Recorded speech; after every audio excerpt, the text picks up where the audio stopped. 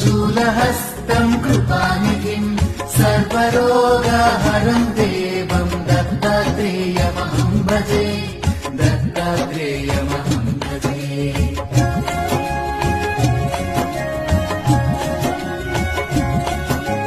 जगदुत्पत्तिकर्ते च स्थितिसंहारहेतवे भवनाशविमुक्ताय दत्तात्रेय नमोऽस्तुते, दत्तात्रेय नमः।